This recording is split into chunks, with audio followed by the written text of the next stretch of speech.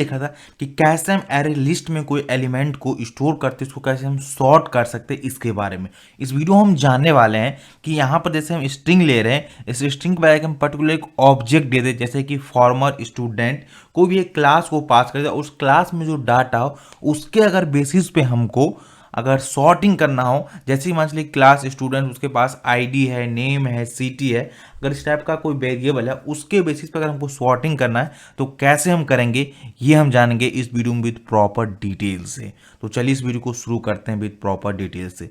तो इसके लिए सबसे पहले हम क्या काम करेंगे, एक स्टूडेंट क्लास क्रिएट करेंगे और वहाँ पर कुछ फील्ड को डिफाइन करेंगे। तो यहाँ पर हमारा नॉर्मल जावा का क्लास है और यहाँ पर सिंपली एक पैकेज है।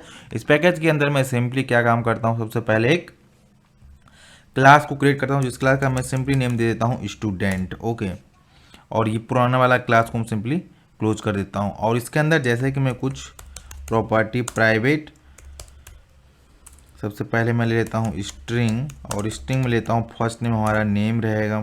देन अगेन मैं लेता हूँ प्राइवेट स्ट्रिंग और दूसरा वेरिएबल मैं लेता हूँ as a city, and third variable लेते हैं टीजर टाइप लेते हैं, जिसमें सिंपली हम क्या करेंगे, एज को स्टोर कराएंगे।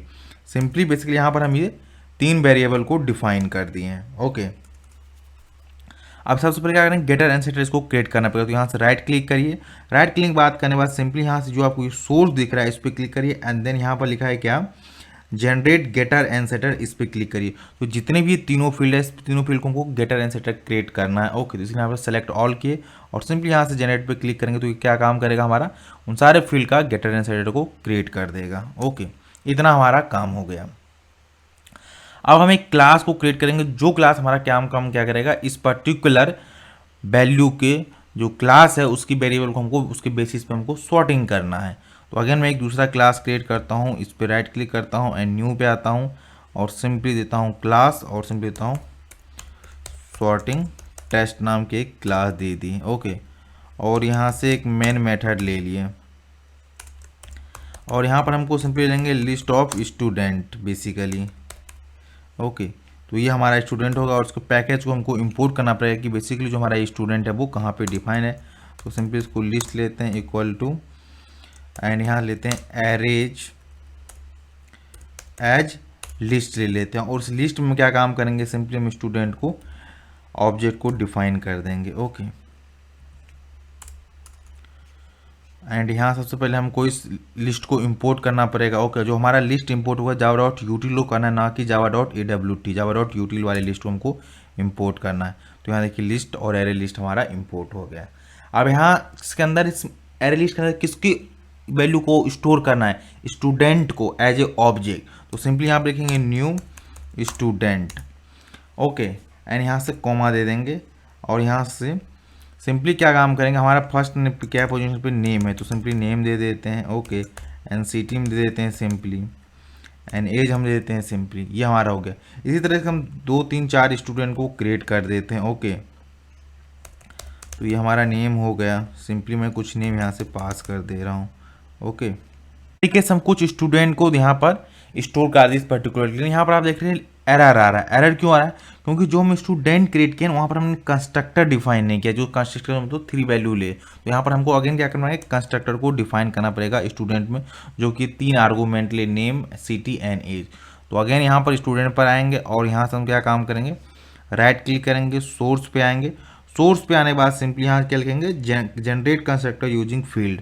तो जो भी हमारा फील्ड है उसके यूजिंग हमको कंस्ट्रक्टर को जनरेट करना। जनरेट पर क्लिक किया तो ये हमारा कंस्ट्रक्टर जनरेट हो गया और यहाँ से देखिए एक्सेप्शन भी हमारा ये गायब हो गया। तो इस तरीके से हमने 4 स्टूडेंट को ऐड कर दिया इस पर्टिकुलर एरे लिस्ट में। ओके, तो सिंपली से एरे लिस्ट को मैं प्रिंट करा देता हूँ। तो सिस्टम डॉट आउट डॉट, और इसके लिए सिंपली मैं डायरेक्ट ना प्रिंट कराकर एक फॉर ईच लूप की हेल्प से चलाता हूँ। ओके, और इसके अंदर क्या हमारा डाटा टाइप है, स्टूडेंट है। Student S colon simply list ले लेता हूँ। ओके, और इसके लिए सिंपली करते हैं सिस डॉट आउट को प्रिंट करते हैं और सिंपली एस को यहाँ से मैं प्रिंट करा देता हूँ। तो ये क्या हम करेगा, एक एक स्टूडेंट को उस पर्टिकुलर लिस्ट से लेगा और हमको प्रिंट करा कर दिखाएगा। Run as a, right click करेंगे एंड जावा पे हिट करेंगे। तो यहाँ पर देखिए जो हमारा स्टूडेंट प्रिंट हो रहा है वो स्टूडेंट डाटा ना प्रिंट हो, उसके रेफरेंस वेरिएबल को प्रिंट करा रहा है। ओके, तो बेसिकली क्या काम कर रहा है, जो एस की टू स्ट्रिंग को कॉल कर रहा है। अगर हम अपने स्टूडेंट क्लास में टू स्ट्रिंग डिफाइन कर दे तो जो भी स्टूडेंट के पास डाटा है वो हमें दिखाई देगा, ना कि इसके रेफरेंस वेरिएबल। तो अगेन चलिए स्टूडेंट क्लास पास, और यहाँ से हम एक टू स्ट्रिंग को जनरेट करते हैं। टू स्ट्रिंग को जनरेट के लिए क्लास पाएंगे, राइट क्लिक करेंगे, सोर्स पे आएंगे, और सोर्स पे आने के बाद सिंपली हम क्या करेंगे, जनरेट जो ये टू स्ट्रिंग है इस पर क्लिक करेंगे, और ये हमारे जितने भी वेरिएबल है उसके अकॉर्डिंग हमको टू स्ट्रिंग कुछ इस तरीके से जनरेट करके हमको दे देगा। इस तरीके से लुक वाइज ऐसा लगेगा। ओके, तो अब क्या काम करेगा, जब भी हम इस एस को प्रिंट करेंगे यहाँ से, तो ये सिंपली क्या काम करेगा, इस टू स्ट्रिंग को कॉल करेगा और वहाँ से उसके अंदर जो डाटा है उस डाटा को प्रिंट करा देगा। तो देखिए रेफरेंस वेरिएबल ना कर पर्टिकुलर हमको क्या आएगा, पूरी उसकी डाटा आ जाएगी पर्टिकुलर ऑब्जेक्ट को, स्टूडेंट ऑब्जेक्ट को। देखिए पहले में क्या था हमारा, ये हमारा पर्टिकुलर डाटा जो भी इस पर्टिकुलर स्ट्रिंग पास है ये हमको दिखा रहा है। तो अब हमें क्या काम करना है, इस पर्टिकुलर डाटा को सॉर्ट करना है। तो सॉर्ट कैसे करें ये हम देखना है। तो अभी हम प्रेजेंट टाइम जो सॉर्टिंग करेंगे वो बेस ऑन दी एज पे करना चाहते हैं। तो प्रीवियसली वीडियो हमने क्या किया था कि कलेक्शन डॉट सिंपली यहाँ से दे दिए थे सॉर्ट, और सॉर्ट के अंदर क्या काम कर दिए थे, सिंपली लिस्ट को पास कर दिए थे, और ये हमको क्या करता था, सॉर्ट करके दे रहा था।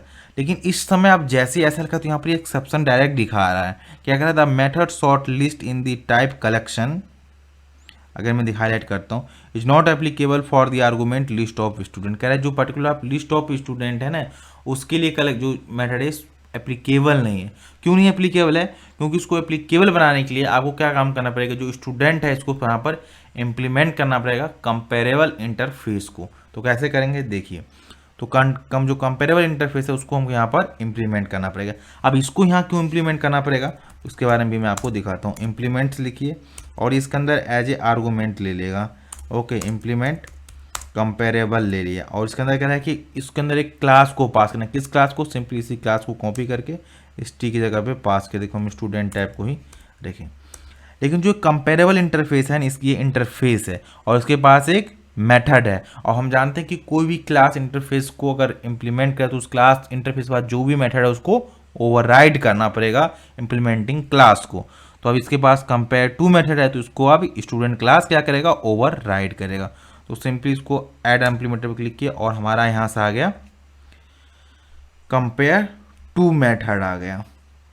ओके, और यहाँ से सिंपली 0 रिटर्न कर रहा है, नो दिक्कत। अब देखिए यहाँ जो एक्सेप्शन आता है वो एक्सेप्शन गायब हो गया। ओके, अगेन हम क्या काम करते हैं, इस पर्टिकुलर चीज़ को कॉपी करते हैं और सॉर्टिंग करने के बाद देखते हैं क्या हमारा वो सॉर्टिंग हो रहा है कि नहीं हो रहा है, ये हम चेक करेंगे। ओके, रन करेंगे and run as Java simply hit करूँगा और यहाँ से देखिए दोनों डाटा को मैं आपको थोड़ा सा कंपैरिजन करके दिखाता हूँ। देखिए जो थोड़ा सा यहाँ से क्या काम करते हैं, सिस आउट करते हैं और यहाँ पर सिंपली एक लाइन घेर देते हैं। Okay, and run as Java exception पर अगेन हिट करेंगे। ओके, तो देखिए जो प्रीवियस डाटा था वो एजिटिव उसी तरह से गया, लेकिन डाटा हमारा शॉर्ट नहीं हो पाया। एजी देखिए नेम श्याम संगम साहिल, एजिटिव जो सेम ऑर्डर था उसी में हो पाया। ऐसा क्यों डाटा हमारा शॉर्ट नहीं हो, क्योंकि जो हमने कस्टम मेथड लिखे थे ना कंपेयर टू, उस मेथड में कोई लॉजिक लिखे नहीं, वो तो एजिटिव हमने एम्प्टी छोड़ दिया जैसा वो था। तो अब हमको यहाँ पर लॉजिक लिखना पड़ेगा कि हम किस बेसिस पे सॉर्टिंग करना चाहते हैं। ओके, वो लॉजिक हमको ये कंपेयर टू मेथड में लिखना पड़ेगा। तो सबसे पहले इस ऑटो जनरेटर लाइन को, कमेंट्री लाइन को हटा दिए। अब वो लॉजिक कैसे लिखेंगे, तो उसके लिए सिंपली लिखिए दिस डॉट गेट। अब हमको किस बेसिस पे करना है सॉर्टिंग, अभी हमको एज पे करना है, तो सिंपली लिखिए as dot compare to method. अभी कंपेयर टू मेथड है और यहाँ जो ये ओ रेफरेंस है इसको रेफरेंस लेंगे, ओ डॉट गेट एज। अब थोड़ा सा मैं यहाँ पर एक्सप्लेन करने की कोशिश करता हूँ कि दिस डॉट गेट एज मतलब जो इसके पास प्रेजेंट में ऑब्जेक्ट पड़ा है और जो यहाँ पर ये ऑब्जेक्ट आया है कि दोनों को कंपैरिजन करेगा। और यहाँ पर कंपेयर टू मेथड है, ये कैसे कंपैरिजन करता है इसको बताओ। ये बेस ऑन लेक्सोग्राफी करता है। लेक्सोग्राफी मतलब क्या हो गया, ये चेक करेगा कि जो करंट वैल्यू ये जो वाली वैल्यू है और इस वैल्यू से अगर ग्रेटर देन है तो ये पॉजिटिव रिटर्न करेगा। कहने का मतलब क्या हो गया कि मान चलिए यहाँ पर तो मैं कमेंट करके दिखाता हूँ जिससे थोड़ी सी आपकी आइडिया लग जाए। तो मान लीजिए दिस डॉट वैल्यू अगर 12 है, अगर ये ग्रेटर देन जो है और यहाँ पर 11 हो गया तो यहाँ पर अब वैल्यू क्या रिटर्न करेगा, ये जो रिटर्न करेगा ये पॉजिटिव वैल्यू रिटर्न करेगा। भी कोई जो भी वैल्यू रिटर्न करेगा वो as it is positive value होगा।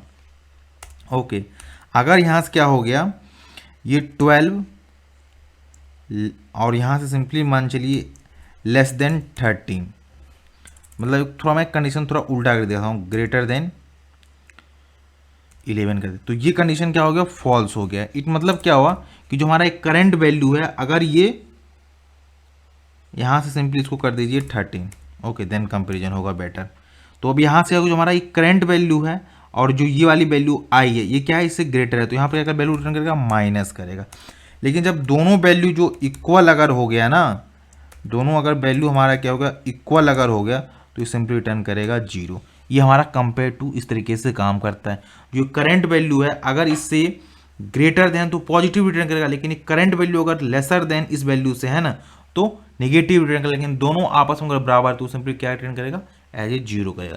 फॉर टाइमिंग आप इसको ऐसे समझ लीजिए कि ये ऐसे काम कर रहा है। ओके, ये इसकी सुनिए, और इसी वजह से सॉर्टिंग कर देगा।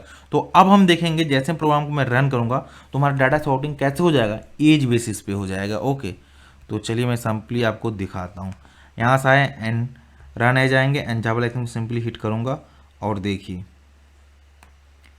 अब दोनों डाटा हम कंपेरिजन कराते हैं। देखिए यहाँ पर जो डाटा है पहले क्या है, एज बेसिस पे सॉर्टिंग, ये ऊपर वाला डाटा क्या है, ये सॉर्टिंग नहीं हुआ, लेकिन नीचे वाला जो डाटा है ना ये सॉर्टिंग हो गया बेस ऑन दी एज। देखिए जिसकी एज लेसर देन है वो पहले आया, 10, 12, 22 एंड 32, इस तरीके से हमारा सिंपली एज आ गया। ओके, तो ये हमारा था एज बेस पे सॉर्टिंग हो रहा था। अब इसी चीज़ को अगर हमको रिवर्स ऑर्डर में सॉर्टिंग करना है तो क्या करेंगे, सिंपली वन लाइन को चेंज करना है। वो क्या चेंज करना है वो मैं आपको दिखाता हूँ। यहाँ पे जहाँ पे हमने वो वैल्यू रिटर्न करा रहे थे, इसको अगर यहाँ ड्रैग करता हूँ और यहाँ पर सिंपली अगर हम माइनस कर दें कंपेयर टू मेथड में स्टूडेंट क्लास के अंदर, तो ये क्या कर देगा, रिवर्स ऑर्डर में हमको चेंज कर देगा। रिवर्स ऑर्डर में अगेन यहाँ पे आएंगे एंड राइट क्लिक करेंगे and run as Java application पे अगेन आता हूँ, हिट करता हूँ।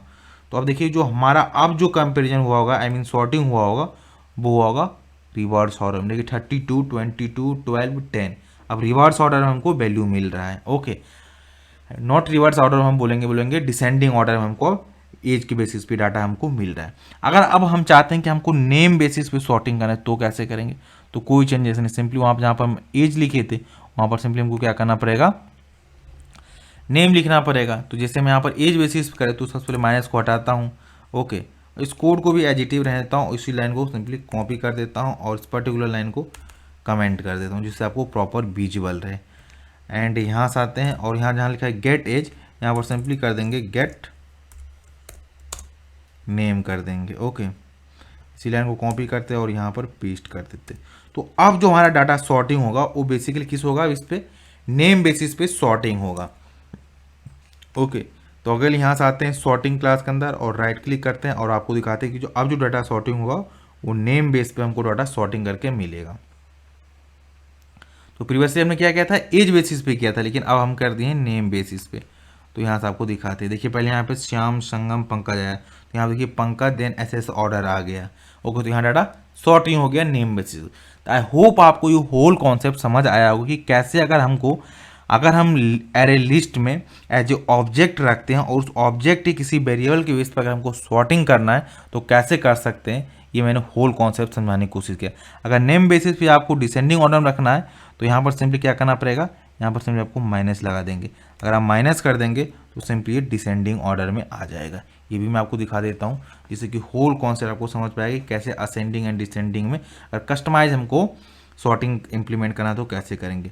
तो यहाँ देखिए सबसे पहला नेम हमारा क्या आ गया, सिंपली देखिए श्याम श्याम श्याम एंड पंकज लास्ट में आ गए, डिसेंडिंग ऑर्डर में हो गया। तो आई होप आपको ये होल कॉन्सेप्ट समझ आया कि कैसे हम किसी ऑब्जेक्ट के वेरिएबल बेसिस पे हम सॉर्टिंग कर सकते हैं।